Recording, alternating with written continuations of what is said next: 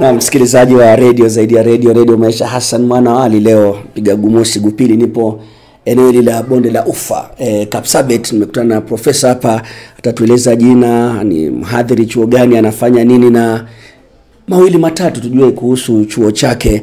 Prof, nisemeje, watu wakiwa Nairobi studio mimi wanasema karibu studio. Sasa huku wewe ndio utaniambia karibu nyumbani ama itakuwaje? Kwanza kabisa kabla sija kukaribisha nyumbani, nataka nitoe shukrani tele kwa nafasi hii nimepata ili tuweze kuongea na Radio Maisha. Naam. Na tuweze kujadiliana na kubadilishana mawazo kuhusu mambo kadhaa. Nataka nichukue fursa hii kukaribisha Nandi County. Nashukuru. Haswa kwa sehemu hii ya Kapsabet ambapo tumekutana saa huu, na ninafurahi kukutana na wewe Ali Hassan pamoja na mwenzako bwana Buguili. Hii ni mzuri kabisa. Ninafurahi tele kuwa pamoja nawe. Karibu Nandi County na ujihisi kama nyumbani. Una sauti nzuri sana. Umewazia kuwa msomaji wa habari bwana? La hasha. Sauti yangu ni ya maziwa ya mbuzi. Sasa kwa hiyo ndo siri. Hiyo siri. Tuanze. Msikilizaji wa Radio Maisha anashangaa sana, anazungumza na nani na anafanya nini? Asante sana. Mwenye mnaongea naye ni mhadhiri Jackson To.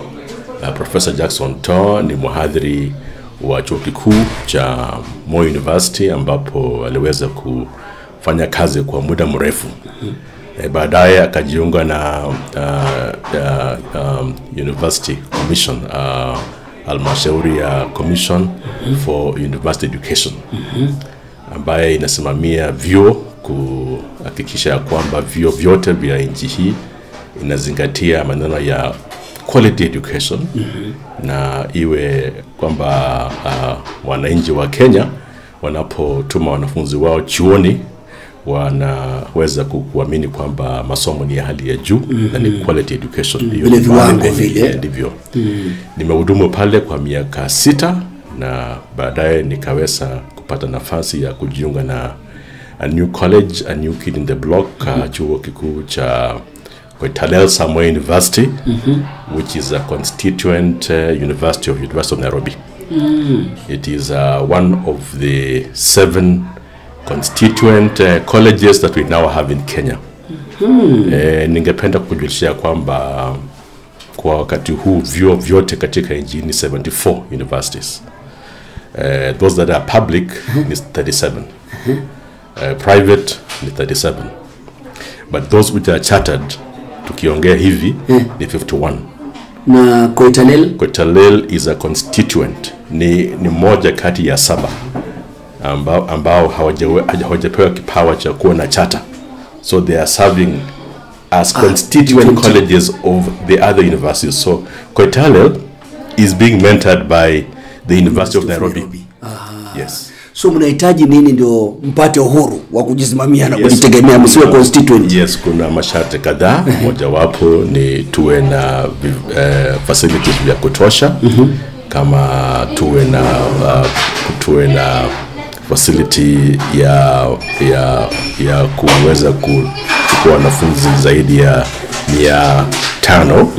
That is a hall for students of 500. We are required to also have a science laboratory, na tuwe na library yenye inaweza kuchukua wanafunzi zaidi ya 300. So kuna masharti kadhaa by CUE imetupatia ili tukisha timiza haya masharti mpewe cheti cha kujisimamia na kujitegemea wenyewe. Tumefikia wapi na haya masharti? Safari imefikia wapi? Sisi tuko 80% tunapoongeza hizi. So mambo ikienda vyema, mwaka huu tunaweza pata chata. Yes, tunawatakia kila laheri. Asante sana. Thank you very much. Na unapozungumzia hili jina lina uzito, lina historia sana, Koitaleel Samoei. Yes. Lina uzito sana wa kihistoria. Shujaa. Ilikuwaje mkapata labda idhini ya kutumia hili jina chuo kujiita hivi? Yes. Kwanza kabisa nataka niseme kwanza Koitaleel Samoei ni moja wapo ya viongozi wa area hii ya Nandi. Tunayo heshimu, we respect, we honor. Na tuko na furaha sana tunapo tumia jina hilo kwamba ni kiongozi ambaye aliweza kupigania area hii haswa mashamba na kama unavyojua historia aliuawa kwa wakati walipokuwa wakitaka kuongea. He resisted, he led he did not collaborate he resisted for 11 years so ndiposa jamii ya area hii walipoketi wakasema kwamba hilo jina linafaa lipewe sifa kwa njia fulani na mawazo kadhaa ilitolewa kama street iweze jina lake shule ilitangulia na Samoei Secondary School ambaye ni shule ya upili lakini baadaye viongozi wakasema ingefaa kwamba tukipata chuo kikuu tuweze kuitumia. Kwa hivyo hatukuomba, tulipewa kwamba na jamii na viongozi hata familia hawa waseme hilo jina mnaweza kutumia ili mawazo lake na his vision maono yake iweze kusahaulike na ile aliyopigania. Nimekuuliza makusudi manake ukiangalia tumesoma historia umeona kama jiji la Nairobi watu wanaamka tu asubuhi alafu wanajipa majina ya barabara mbalimbali na hata zingine zinaangushwa the following day. Tumeona mambo kama hayo na sisi upande wa michezo tumekuwa tukiulizwa mbona wazee wetu kama kina Joe Kadenge hawakukumbukwa. Tumepiga kelele wameanza kukumbukwa. Ndio sasa nikakuuliza kuhusu chuo kuitwa Koitaleel Samoei. Ni miaka mingapi tangu chuo kimeasisiwa? Sasa ni miaka 3 tunaelekea mwaka 4 tangu chuo hiki ipate kuanzishwa. Tulipata what is called the gazette notice in September 2018 so tukifika September mwaka huu tutakuwa tumemaliza miaka 4. Ni nini haswa tuseme kuna msikilizaji anakusikiliza labda mwanafunzi amemaliza kidato cha 4 au ni mzazi anamtafutia mwanawe chuo, ni nini kitamfanya ajiunge na Koitaleel Samoei? Nikirejelea uzuri gani huu wa Koitaleel Samoei ama ni jina tu? Unajua ambiwa uzuri wa nyumba ni si mlango ingie ndani. Ni kweli. Nataka niseme kwamba Koitaleel Samoei ni chuo kikuu ambaye imeanzishwa kwa na UON. Chuo kikuu cha UON ni chuo kikuu la kwanza nchi hii kuanzishwa na maadili zake na standards ni ya juu. Mnafuata nyayo za wakubwa zenu. Ndivyo. So Koitaleel Samoei has been established on a very high level of quality education. Tunapoongea wakati huu tuko na programs 5 ya katika kitivo cha biashara business na pia kitivo cha elimu education. Katika business tuko na program ya commerce, Bachelor of Commerce, all the sections, commerce in accounting, in insurance, in banking and accounting. And that commerce is managed was mentored by the University of Nairobi.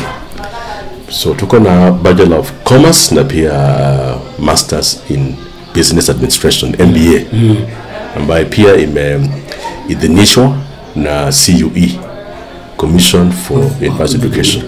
Maadhiri ni wa kiwango wa juu. Tuko na vifaa facilities na vitabu. We have connections online material for reference in the library, over 3,000 access to material, digital material. Kwa hiyo for education tuko na 3 departments, 3 programs: Bachelor of Education Arts, and then Bachelor of Education Early Childhood, and Masters of Education. Kwa hivyo na zote zimeidhinishwa na Commission for University Education. Tulipitia evaluation na wakaweza kutupatia kwamba hizo programs met the requirements. Unapozungumza msikilizaji, tunapiga gumzo hapa na profesa ndugu Jackson To. Koitaleel Samoei ndio chuo chake. Wajua umetaja mambo mazuri sana, na kwa faida msikilizaji, nikiwapata watu kama nyewe wanataka kujua na haya masomo huwa inatokeaje huko mbele, mtu ambaye atajiunga na chuo chako ndo asiwe na wasiwasi hata kidogo. Umeona kuna wanafunzi, nafikiri sitaki kutaja chuo, lakini ulisikia walisomea kozi za uhandisi, halafu huko mbele wanaambiwa hazitambuliwi. Umeelewa mambo kama hayo? Tuje tukasomea Koitaleel Samoei, halafu huko mbele tukaambiwa usiwe na wasiwasi hata kidogo, kwa sababu nimekueleza kwamba chuo chetu kabla hajaanzisha program yeyote lazima ipate idhini ya Commission for University Education. Wewe umeona hata jiji la Nairobi kuna majengo orofa kama 7-8 yamepewa idhini, lakini yanaporomoka, alafu wanasema sisi hatukujua ili jumba linajengwa hapa. Hiyo kidogo ni tofauti, kwa sababu kuna other bodies zinasimamia kama NCA, National Construction Authority. Na pia mji wa Nairobi na mji kadhaa wako na departments za kusupervise construction. So sisi tunapo train wanafunzi wetu ni wa hali ya juu mahitimu, lakini implementation na other departments ni tofauti. Kwa hivyo kama tukisha train a graduate na all those skills, if you don't consult the professionals and you consult the quacks kama wewe sasa kutaka kujenga nyumba badala ya kwenda kwa engineer fulani, njia za mkato hongana ndivyo mambo kama hayo. Lakini sisi katika chuo kikuu chetu tumeamua na tumeweka chini structures so to ensure that all the programs are quality. Tuko na partnerships na universities za nje kama Tampere University in Finland, where we are partnering in developing programs. Kwa wakati huu nataka nikuambie kwamba tuko na mpango ya kuanzisha program ya sports management and science, tukishirikiana na chuo kikuu cha Tampere in Finland.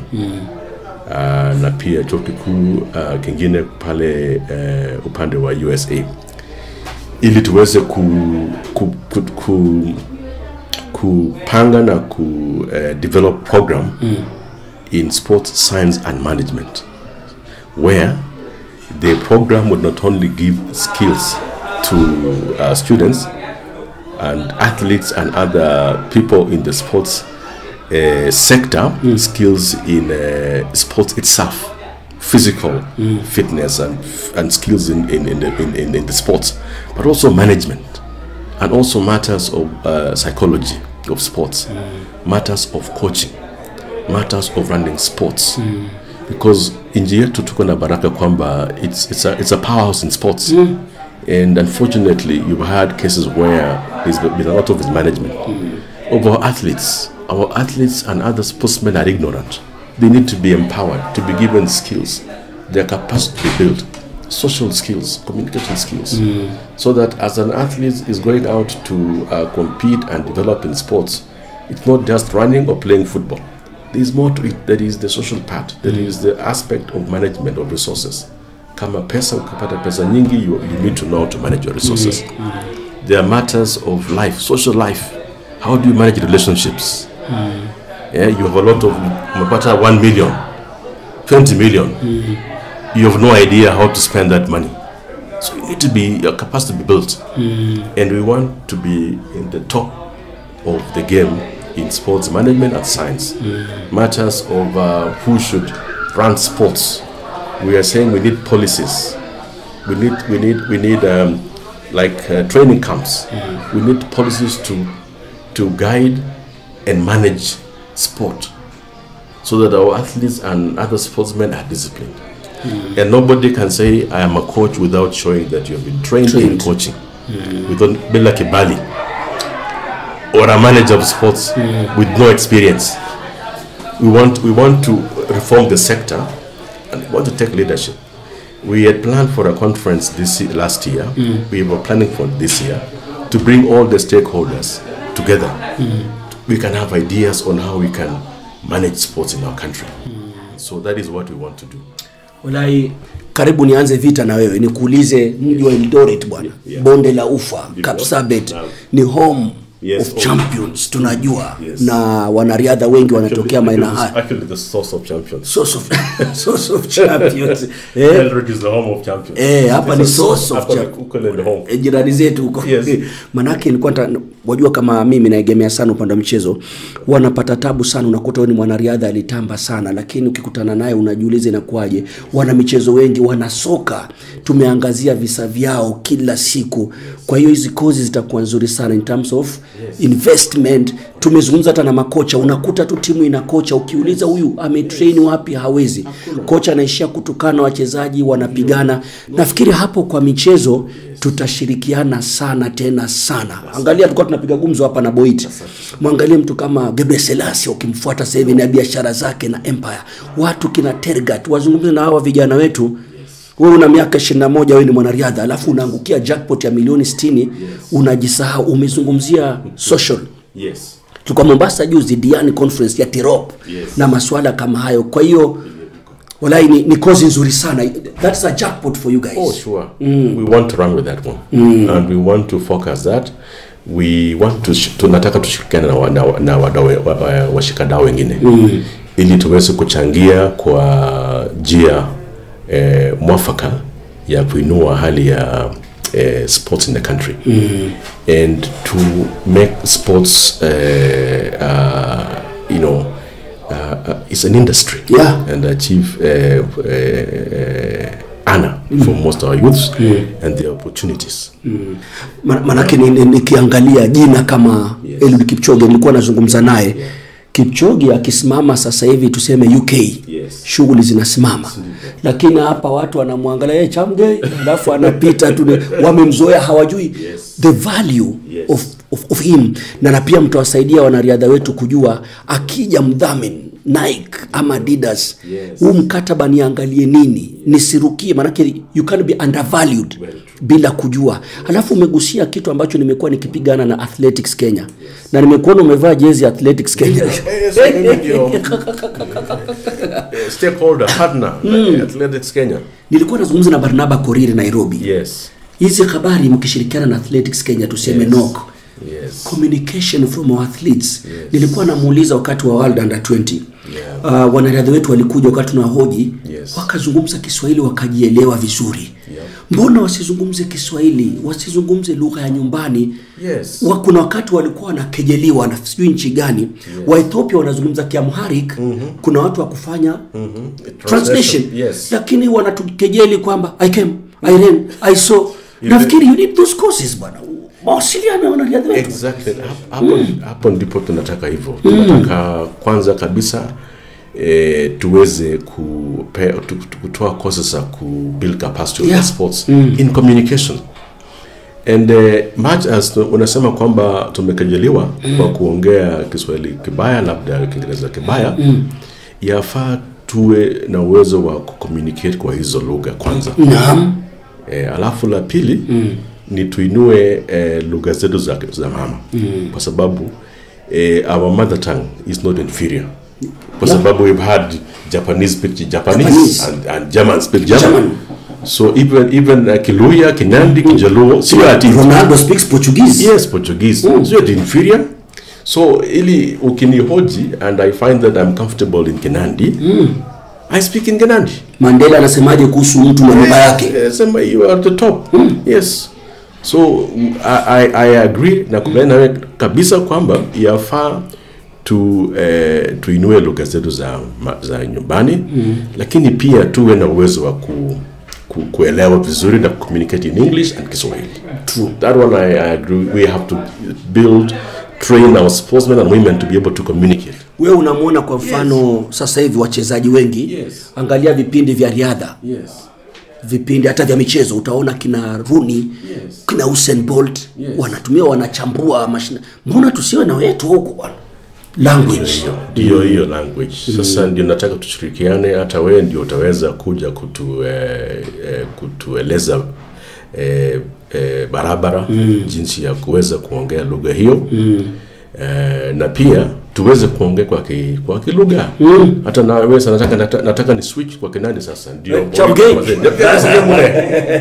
Hii ni Chamgei FM. Mwangalie Apogoi. Profesa unanifunja pavu kweli kweli. Wallahi hiyo kozi tutaisukuma, tutafurahi sana na watu watakuja sana. Hii intake ni lini? Ni lini na lini? September this year. Intake ndio itakuwa wakati huo. Kwa hiyo nikifika tuseme Kapsabet. Yes. Na ingiaje ndo nifikie Koitaleel Samoei chuo? Sasa ukiwa Kapsabet utashika barabara ya Eldoret. From Kapsabet ufike Mosoriot ni kilomita 22. 2 kilometers katikati.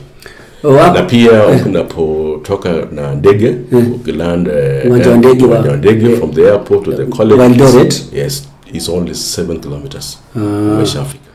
Ni karibu na yule jamu wetu barabara. Unamkumbuka? Che barabara sini hapo karibu. Inda che barabara alitufurahisha kweli. Profesa, nafurahi sana kuzungumza nawe, tutashirikiana makala labda kwenye gazeti la Standard, runinga za KTN Radio Maisha hapa Spice, na hata tumeanzisha station ya huku inaitwa Beruru. Itakuwa inapeperusha matangazo ya huku. Lakini unalionaje hili? Nafikiri ni kama si haswa mwaka jana pamekuwepo na kelele nyingi kuhusu vyuo vingi na haswa haya matawi constituency nyingi uliona zinafungwa nyingi kutokana na masuala ya fedha. Uchumi unapiga haswa kutokana na janga la corona. Tunafanya nini pia na hili shoka lisitufike Koitaleel Samoei? Asante sana kwa kugusia jambo hilo. Hakika kuna wakati vyuo ili expand Kenya hii kwa ziliongezeka. I don't know, ili expand at an alarming rate. That's a word. Like mushrooms. Yes, expand. Because the demand for university education at that time was very high. Lakini what has happened is that kuna wakati vyuo vingine fungua campuses nyingi, campuses kadhaa in very many towns, ambapo hakuweza finance na wakawa na shortage ya staff, na pia wanafunzi ilipunguka vile reforms of education ilifanyika, kukawa na few students.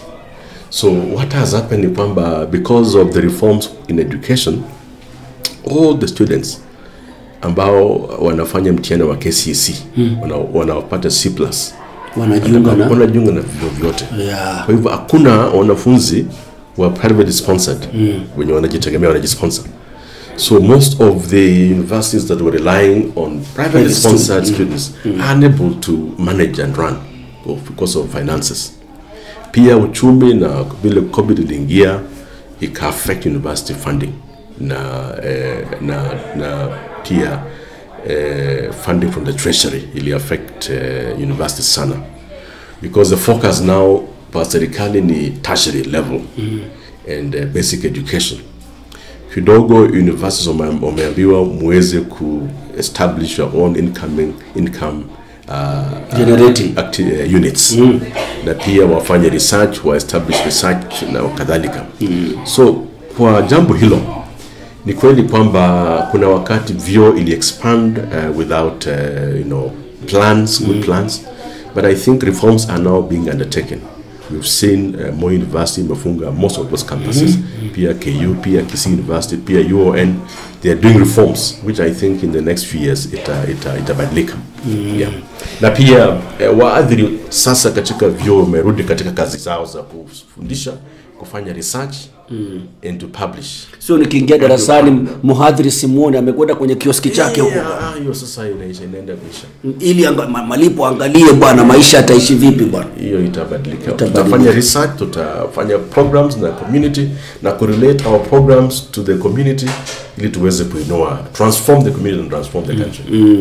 Na hili unalionaje hili Prof? Linazungumzwa sana hili la CBC pia. Umeona na walimu najua watatokea katika hivi vyuo watafunza mambo, lazima tuende na wakati, na hiki ni kizazi cha digitali.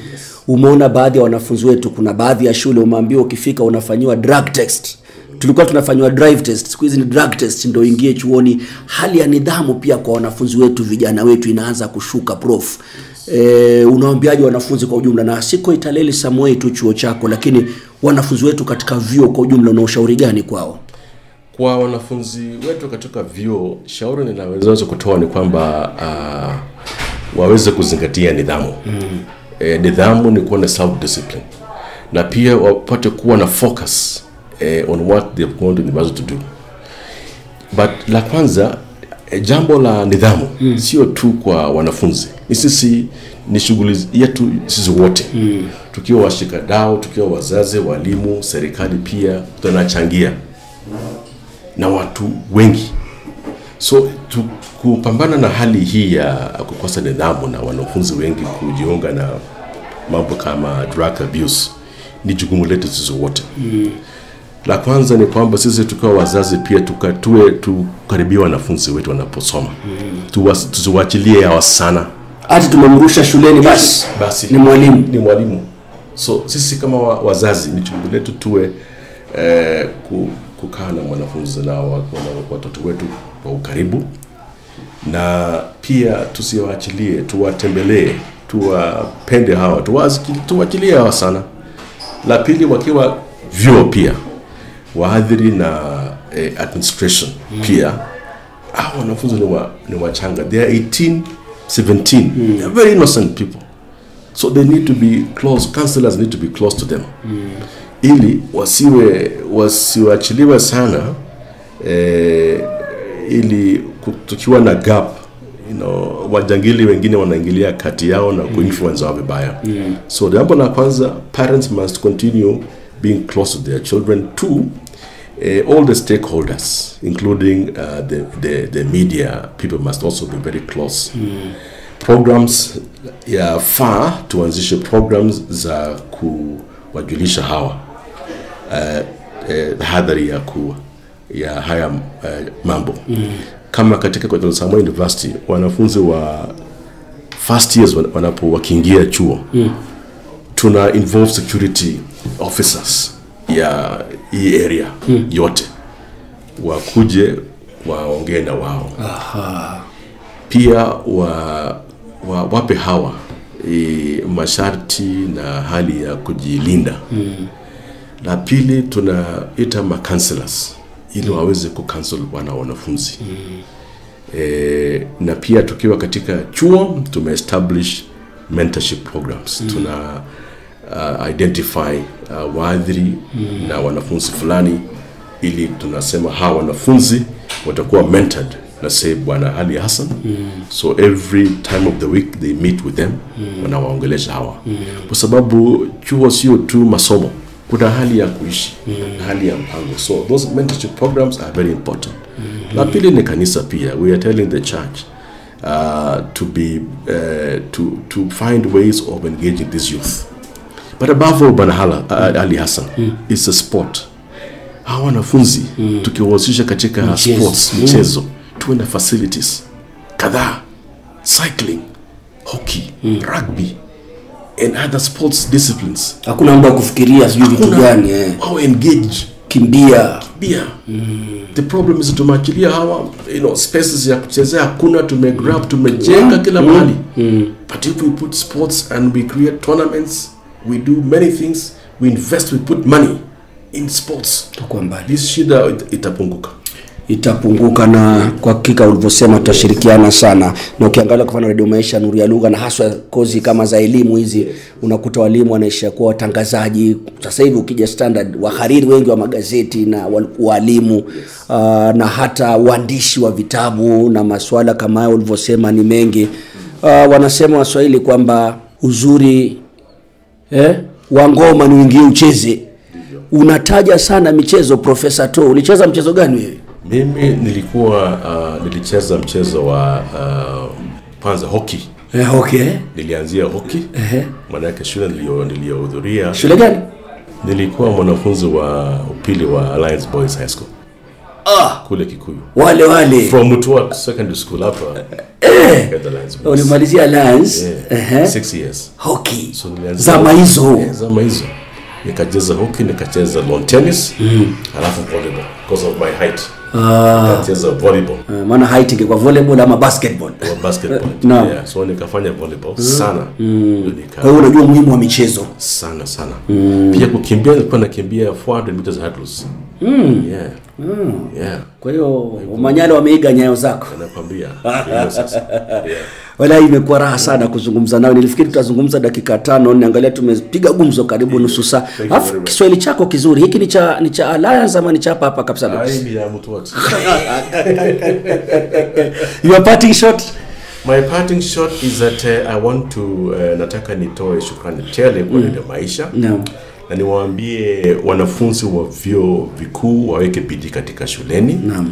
Na pia wajaribu kutafuta sport yenye wanaweza fanya vizuri.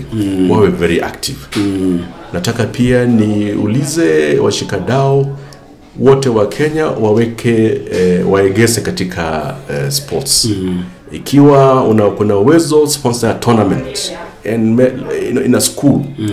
Na pia serikali na county governments nataka niwaulize hawa waweze improve the sports facilities in our institutions. Katika kiwango ya primary, secondary and university, to invest so that our children can play. Yeah. So hiyo ndio ombi langu, ni kwamba sisi tuweke sports katika mstari wa mbele. Na tuegeze, we invest resources, na sisi wote tushirikiane. Manake ajira kubwa iliyopo sasa hivi ni michezo.